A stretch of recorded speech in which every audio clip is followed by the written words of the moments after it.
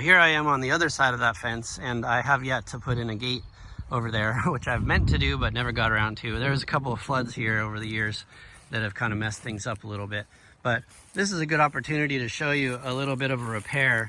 I grew barley here last summer and harvested it using a combine, and the combine came out here and didn't know that this line was here and knocked it over. So I had to repair this morning, and I always leave the hole open just to make sure that once I charge the lines that there's no leak, and I wait usually a few hours for the glue to set and everything. But this is just 3/4 inch pipe, and then just a regular ABS glue that is kind of all purpose with a pipe thread. It's called NPT, and that comes up to this steel galvanized steel pipe here that flows up to a standard 3/4 inch hose faucet or valve. And then I always purge every one because, like I said, insects can crawl in there, and spiders and dirt and everything gets in there. So it's good to purge that line before you put any irrigation supplies on there, such as any valves or feed lines like T-tape or drip line, anything like that. Otherwise you'll get all plugged up. So that's a pretty good purge, and that water is nice and clear too. That means that the filter is working and everything. The filter is meant to collect some of that, but it won't collect anything that has come up from here, in between here and the filter. So yeah, it's pretty simple. Then I've got 2 more of these as you go down the field, and this field's about 3 acres. The other one on the other side is about 2.5 to 3 acres. And so you can see the other 2 down there. Ooh, look at my finger. Way down there.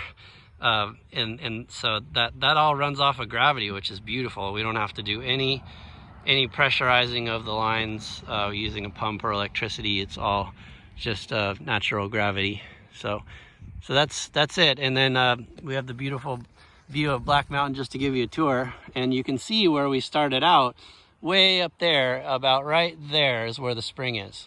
So that's about almost 200 feet between here and there, or about 160 feet in elevation change. But where the tank is itself is more like right around here. If you could, it's between that tree and the hill, and so between here and there, the elevation change is more like 70 or 80 feet at the most. And so yeah, you can tell that between 70 and 80 feet will give you somewhere around 25 to 40 psi, but ideally it would be about a half a psi per foot in elevation change. And then if you also add on the water in the tank that I showed you, because I plumbed the line from the bottom instead of the top, that'll give you even more pressure head. So that's why we have about 25 to 30 psi, but there's a drop. That's why we don't have more. The reason why we don't have more is because of all of the dips and valleys and then turns that the line has to take in between here and there. Now, if I was able to afford a 3-inch diameter line that went 2,000 feet between here and there, I definitely would have done it, because that would have increased my pressure. And here I can barely do overhead irrigation, but it's really too low to do overhead irrigation on this field. If I wanted to do that, I would need more like at least 35 to 40 psi in the lines, and I wouldn't be able to do very big area. Plus I'd be restricted by my flow.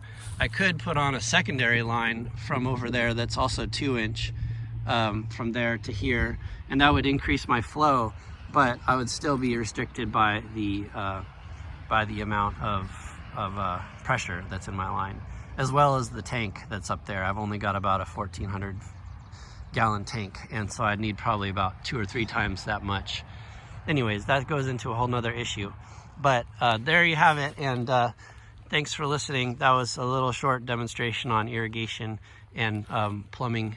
So thanks for listening. Bye-bye.